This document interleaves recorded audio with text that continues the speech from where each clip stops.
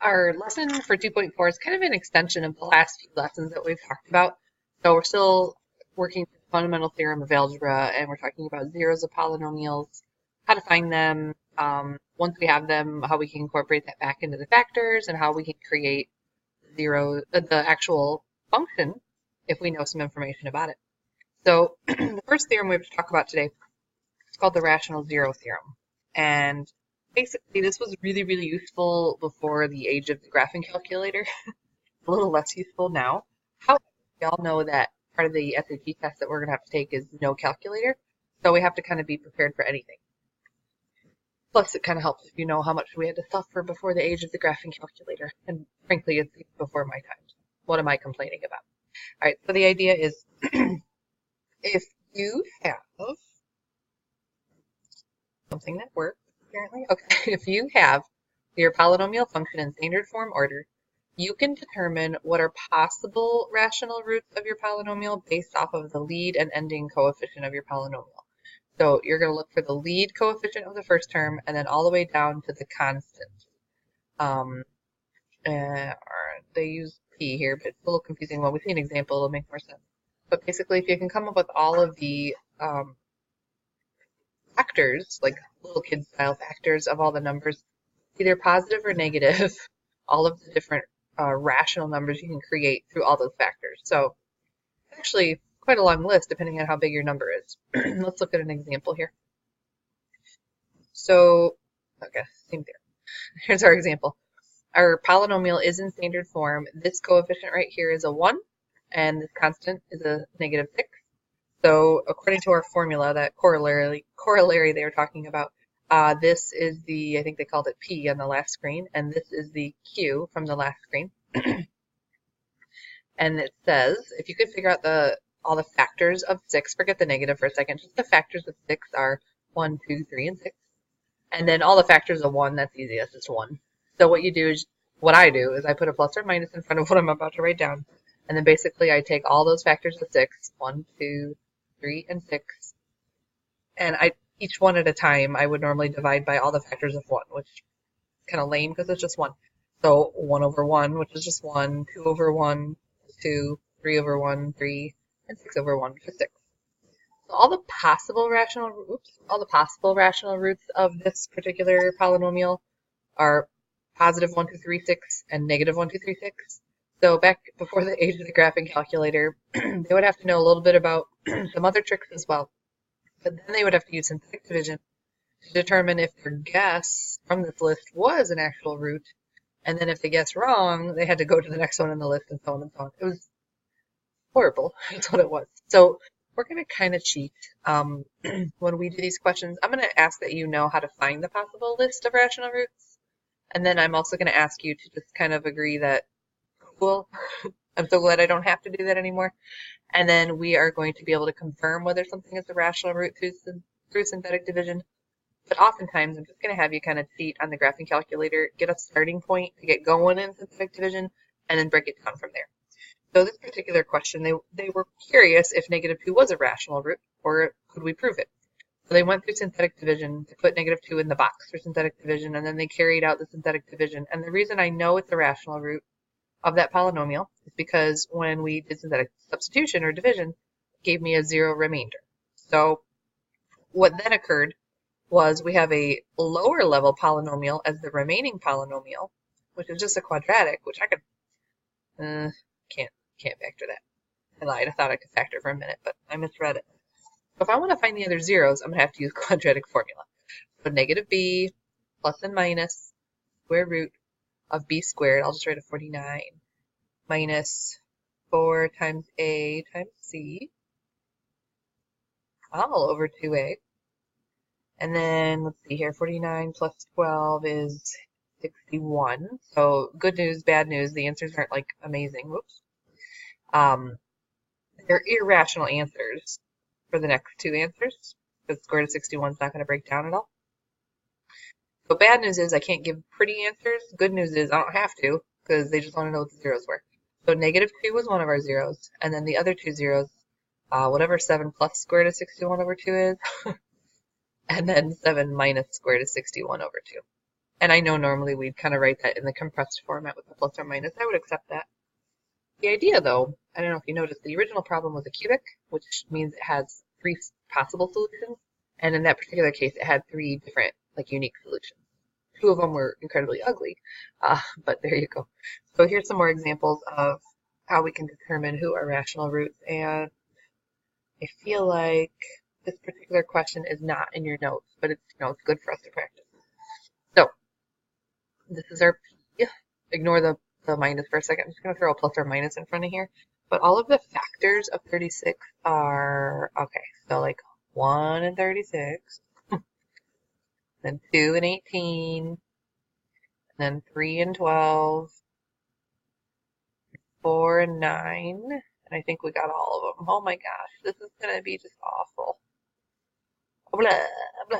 Okay. We're going to divide it by all of the factors of 2. It's a little better. The factors of 2 are 2 and 1. Okay. So if I think about all of these as fractions, so the fraction set where everything has a denominator of 1 is pretty boring, right? It's just 1, 2, 3, 4, 9, 12, 18, and 36. But then, think about what happens when you take all these black numbers up here and we divide them by 2. So that gives us 1/2. 2 over 2 is still 1, so we don't have to write that again. 3 halves. 4 halves is 2. We already wrote that down. 9 halves. 12 halves is 6. Oh, guys. Totally forgot about 6. We need to sneak 6 inside of this list. Oopsies. Order doesn't really matter. Okay, so anyways, the reason I caught that was because 12 divided by 2 is 6. Now we have 6 in our list, so forget that. 18 divided by 2 is 9, that's in our list, and 36 divided by 2 is 18. That is already in our list. So this is our complete list of rational root possibilities.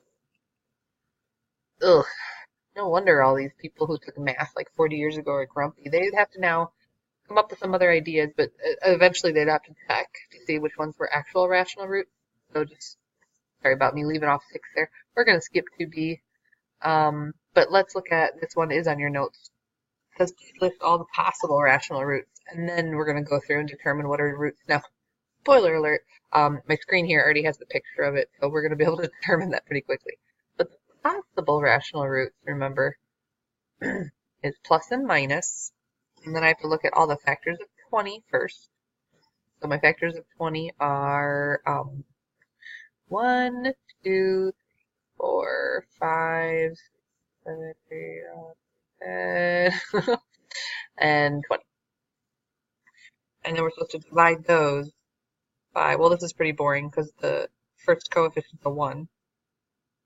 So I guess in hindsight, I could have just left off that divide by 1. All the possible rational roots are those guys right there. So, good news. We have graphing calculators. We don't have to actually go through a ton of synthetic division to figure out what the roots are. But I can tell from my graphing calculator, and I can confirm using the trace feature, or the table feature, that there is an x-intercept at -2. There's another 0 at 2. And then their final 0, I probably should have written a little, a little smaller there. Looks like it's 5. So the actual zeros, or solutions, or x-intercepts, however you want to define them here, are -2, 2, and 5. So like I said, there are other tricks to figure out, without doing full-out division or synthetic division, which ones you think will be correct. It has to do with like the pattern of the coefficients and what to add to and yada yada. But thank goodness we have a graphing calculator. All right, and we found all 3 roots. We don't have to do any more work with synthetic division to break it down. So the fundamental theorem of algebra has a bunch of parts to it, but the major corollary that we have to be careful of is whatever the degree is, that's the highest number of solutions that you could find, and that includes real and imaginary solutions. We'll talk more about imaginary solutions in a second, but it should have exactly that many solutions. They might repeat with multiplicity. So like a fifth degree polynomial is going to have 5 solutions. They might not be unique though. So like for instance, it might be 2 complex solutions and then 3 real solutions that show up with multiplicity of 3. Like, I don't know, we got to do more work to figure it out. This is a very important rule for us. If you have a complex solution or a complex root, they have to come in complex conjugate pairs. I refer to this as good twin, evil twin pair. So complex conjugate pairs. And a conjugate, remember, is instead of the addition version of the BI component, it's a minus BI. So for instance, the complex conjugate of 2 plus 3i is 2 minus 3i. This also refers to any radical solution. So 2 plus 6 has to have his little buddy of 2 minus 6 show up as a root as well. That mostly has to do with when we solve quadratic formula. Remember, there's a plus and minus, but the radical, the discriminant part, is always the same. So we just have to kind of be savvy question answerers, and if we notice we have one of those weird, complex, or little funky solutions show up, we have to realize that his conjugate shows up as well. So, we talked about those. Right, I think in your notes, yep. So write a polynomial of the least degree with real coefficients in standard form that has 0 and square root of 2i is 0. So this clue is actually a little more loaded than it seems. If square root of 2i is 0, that means that negative square root of 2i is also a solution. Now remember, your book puts the I afterwards. I like to write the I in front. So you'll see me write like I squared to 2 and negative I squared to 2. That would be his complex conjugate. 0 doesn't have to have anybody like as a complex conjugate with him. So I think this problem's actually already done on your notes. What they did was they noted, oh, by the way, the conjugate shows up. And then they wrote them in factors. Now this gets a little exciting. The x minus square root of 2i and x minus negative square root of 2i. I think if I continue down here, they started to simplify it a little bit. Keep going, Abruzzo. Alright, so first thing to notice, x minus 0, they would just write as x instead of x minus 0 as a factor. When they foiled this out together, it works out kind of beautifully. Remember, I squared turns into a negative 1 right here, so this becomes x squared plus 2.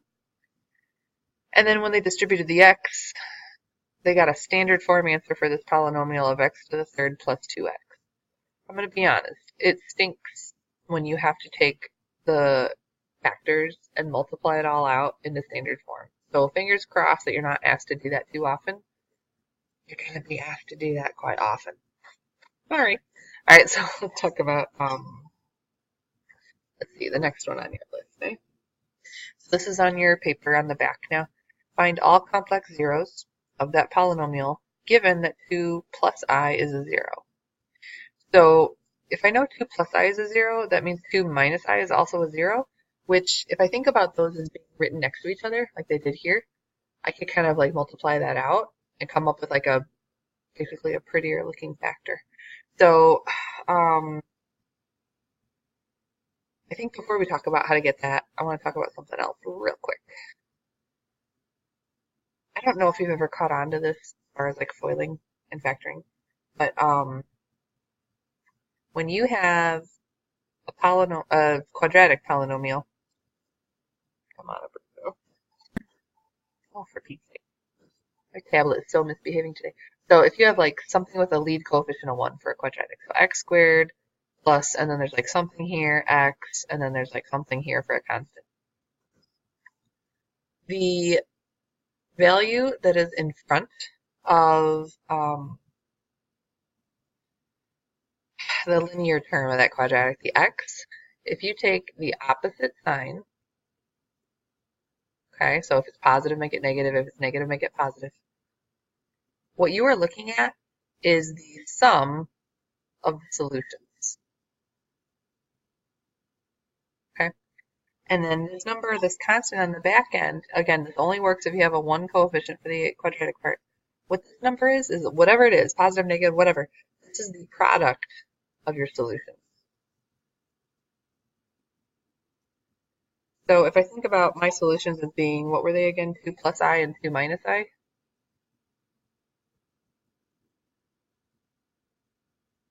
if I were to sum them, which means to add, I would add them together and get 4, and then the positive I and negative I added together would cancel out. So what I'm going to do is I'm going to take this number 4, and it's going to go right there, but remember we're supposed to take the opposite sign of it, so throw a negative in front of it. And then this number over here is supposed to be the product of those two solutions. So if I write 2 plus I times 2 minus I, it works out kind of brilliantly because they're conjugates, right? So we get 4, and then the I, 2I, minus 2I cancel. And then 4 minus I squared becomes 4 minus negative 1, so 4 plus 1, so this becomes a 5. So what you just stumbled upon is the product of your two solutions. It's going to go right there, which means instead of like going through and like foiling and foiling and foiling, it gets kind of complicated. The shortcut says it's just going to be x squared minus 4x plus 5. So again, the sum of the solutions with the opposite sign, and then the product of the solutions with whatever sign showed up. Okay? So that turned out to be x squared minus 4x plus 5. Trust me, that was a shortcut. I know it didn't seem like a shortcut. Otherwise you had to like distribute the negative and then like foil what turned out to be a trinomial times a trinomial. This is quicker, I swear to you. Okay, so now what we're going to do, I think they want us to do long division or something like that. Yeah. So off to the side here, I'm going to take the original quadratic, or quartic, excuse me. And I'm going to divide it. You know, in hindsight, I should have just written this on another sheet of paper. My bad. Alright, I'm going to divide it by this new x squared minus 4x plus 5. I chose long division instead of synthetic because I don't have linear factors, right? So dividing x to the 4th by x squared is going to give us x squared. So then I'm going to multiply now. So x squared times that is x to the 4th minus 4x to the 3rd plus 5x squared. Then remember our next step in long division is to subtract. Lead terms should always cancel in this step. Negative 5 minus negative 4 will be a negative 1x to the 3rd. 3 minus 5 is negative 2x squared. And then don't forget to bring down that positive 19x. And then we start all over. So negative x to the 3rd divided by x squared is negative x. Multiply through.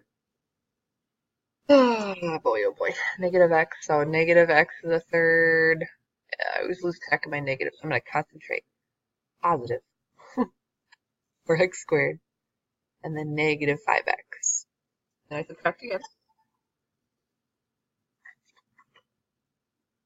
Lead term cancels, as it should.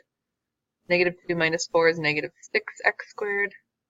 19 is being a plus 5, so plus 24x. And then, oh, look at me, I messed up mine. Oh well. Negative 6x squared divided by x squared is negative 6. Fingers crossed that there. Oh, I forgot to bring down my term. Got to bring down that negative 30. This is supposed to have no remainder. If it was a factor, that means there should be no remainder. So if I messed up, I'm about to find out right here. Negative 6 times all this would be negative 6x squared, and then negative 20. No, positive 24x. And then minus 30, and then yes, I did something right. When I subtract this, I'm right over my forehead here. 0, 0, 0, 0. Oh. Alright, so what we just found, this guy right here, this quotient, is my resulting lesser polynomial. That, man, this is awesome news, guys. This factors, because they want me to find the solutions. So you could use any method you want, but I just love factoring when I can. Remember when you first learned factoring and you're like, this is the worst thing ever? And now you're like, oh, please let it factor. So I just find that funny. Oh, that's lovely. Negative 2 is a solution. 3 is a solution. 2 plus I is a solution. And 2 minus I is a solution. Now, if they said scratch that, I want you to go back and write it in factored form. It's really easy to take linear factors and write them in factored form. So x minus 3 would be the factor for this dude. And then x plus 2 would be the factor for that dude. Now, if they ask you to go back and rewrite it in standard form, which this one would be stupid because we already knew the answer, right? But if you're at a point where they're like, please write the standard form answer after finding all the solutions, I'm sorry. Not that I wouldn't. Yeah, I totally would. All right, write a polynomial of function of least degree with coefficients in standard form. Stars next to it. That's not good. That has a 0 at -4, 1, and then 4 plus I. Oh, stars. As long as integer coefficients, factored form is fine. Like a happy birthday present. We'll talk about what that means in a second. Now, this is the curious one for me. If 4 plus I is a solution, doesn't that also mean that 4 minus I is a solution? So the smallest possible polynomial is going to have 1, 2, 3, 4 solutions. So I'm looking for a quartic polynomial at the end of this. Well, let's talk about these i's. If I'm going to think about what 4 plus I and 4 minus I look like when I go back and give them their polynomial form, remember what we said about this, x squared plus something x plus something? If I can figure out the sum of those solutions, which really isn't bad, because think about what happens if you add these solutions together. I's cancel and you get 4 plus 4, which is 8. So remember the trick is we're supposed to have the negative sign, or the opposite sign of it. So this is going to be a negative 8x right here. And then for the last term here, it's the product of 4 plus I times 4 minus I. So conjugates multiply beautifully. This is 16 minus I squared, which is going to be a 17. So good news for me, this is x squared minus 8x plus 17. And then right here, the solution would be x plus 4 times x minus 1. And if they wanted, let's see, there's a lot of different answers I'll accept at this point, okay? I think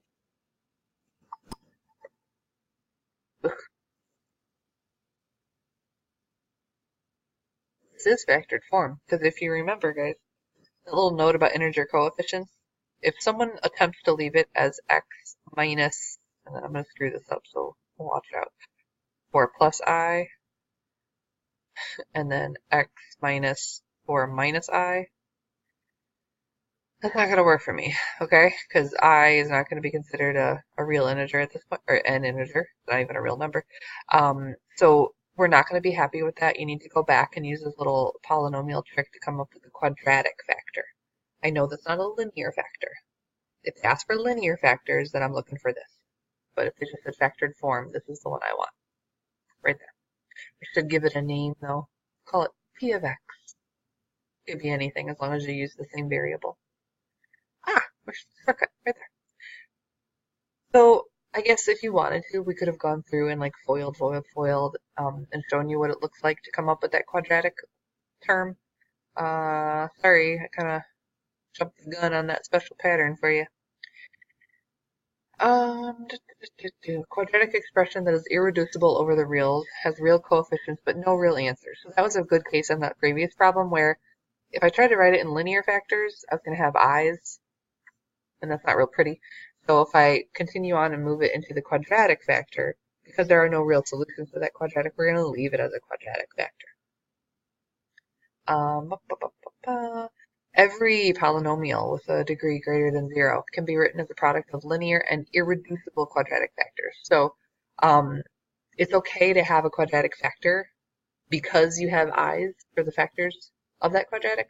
But if you have a quadratic that can be factored or reduced in a pretty way, you need to write them as linear factors. You need to go further. So this is the beauty of technology, guys. This is what it looks like to grow up in the 21st century. You don't have to use that stupid rational root theorem. Thank goodness. So you're going to use your calculator. It's going to give you a little insight. And you just need to kind of start the ball rolling for synthetic division. I notice, let's see, 1, 2, 3, 4. It looks to me like, and I could confirm this on my trace or my table, at x equals 4, seems to be a really nice 0. And then I also noticed, let's see, 1, 2, 3, 4, 5, 6. At -6, there's another 0. So we're going to have what are called successive divisions. I'm going to take this Quartic, I'm going to break it down to a cubic, and then eventually I'm going to break it down to a quadratic. And then once I'm at quadratic level, I got like 5 different methods for how I can solve it. So, or at least factor it. So, let's talk about setting up synthetic division, and you can start on either the -6 or the 4. I'm going to go with I don't know, 4, because I feel like it. Your coefficients in standard form order. Make sure there's nobody missing. So quartic, cubic, quadratic, linear, and constant. And then we're going to go through the steps. So bringing down the 1, and remember, if this is a 0, supposedly it should have a remainder of 0. So 1 times 4 is 4. Add them up. 6. Multiply 24. Add them up. 9. Multiply, get you, oh gosh, a 36. Oh,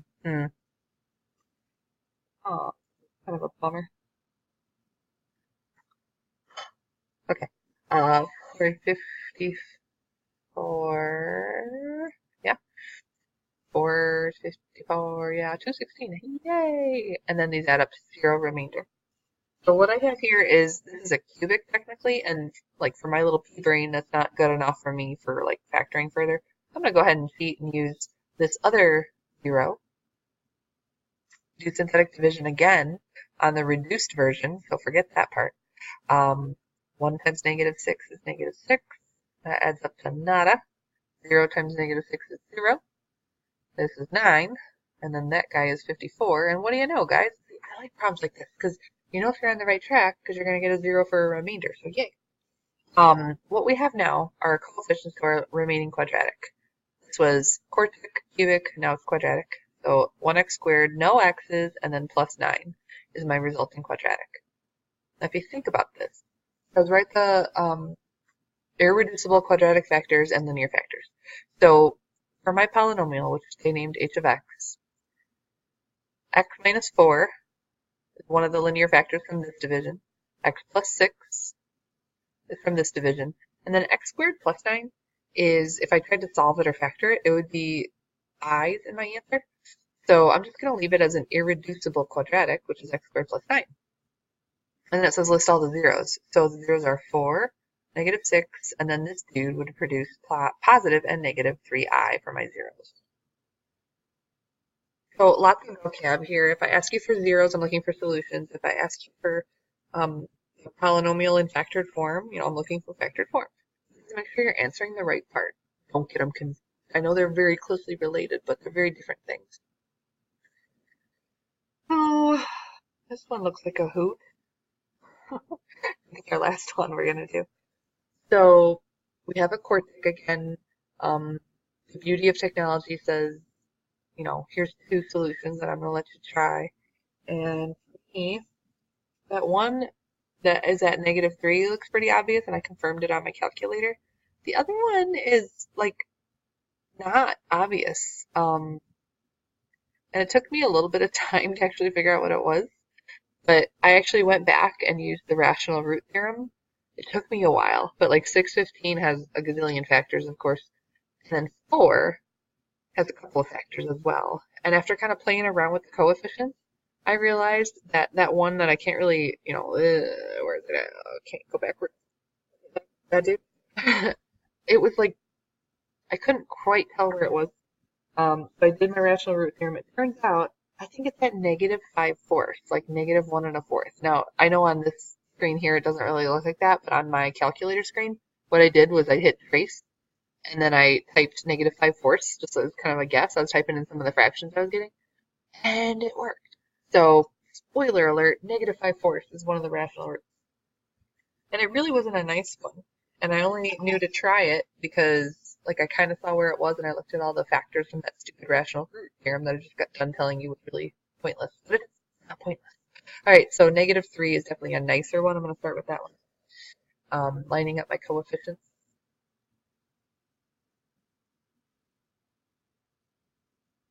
It's going to be a good time. All right. Getting late, can you tell? All right, so 4 times negative 3 is negative 12, negative 27, oh boy, 80. Yes, like I said, 81. So my numbers, this is 124. This is negative 72. Oh boy, that's ugly. 205. And then, what do you know? Negative 615. So it is a rational root. I know that because I just did synthetic division and it gave me a 0 remainder. And now for the super fun one. With my remaining smaller polynomial, I'm going to do negative 5/4. I know how much you all love fractions. You'll get over it, right? Alright, bring down the 4. Negative 5/4 times 4 is negative 5. And then adding those up is negative 32.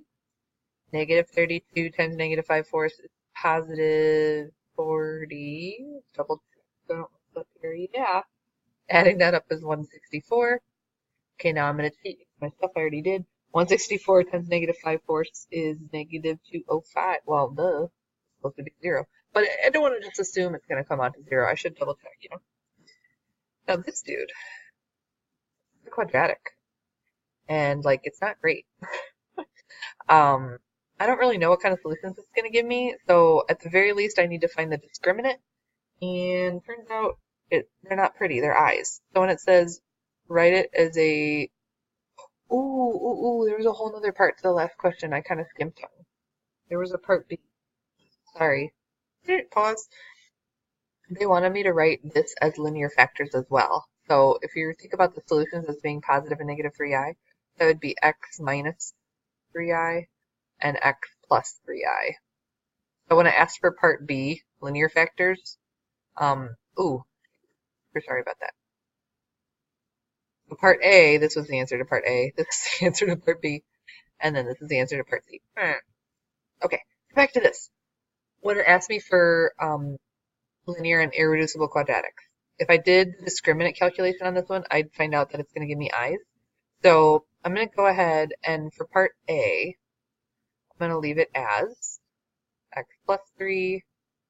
Okay, this is where it gets kind of confusing. For now, I'm going to write it as x minus, or x plus 5/4. Minus negative, okay. And then the quadratic part for now is 4x squared minus 32x plus 164. Now, you kind of notice how this quadratic has like an extra 4 floating around in it. If I were to take this 4 out of this quadratic and go ahead and apply it to this particular term, multiply a 4 through this term, I don't know if you know you can do that, but you totally can.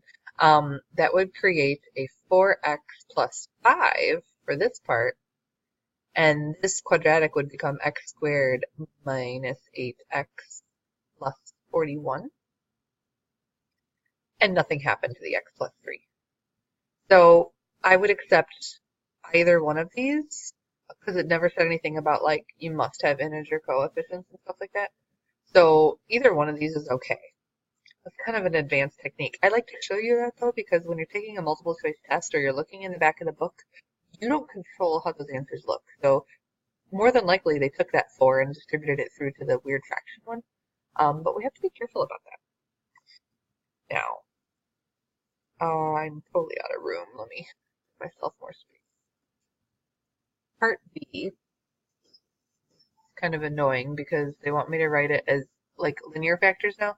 So I'm going to leave this guy as the 4x plus 5 because I'll tell you what, guys, I'd really rather do quadratic formula on this one. Can you just trust me when I say I did quadratic formula and it came out 4 plus n minus 5i for my solutions, which means if I wrote it as a linear factor, I would have x minus, and then the first solution, 4 plus 5i. And then the other solution is x minus, or the factor, x minus 4 minus 5i. Yuck. Why would you want that answer? I don't even know.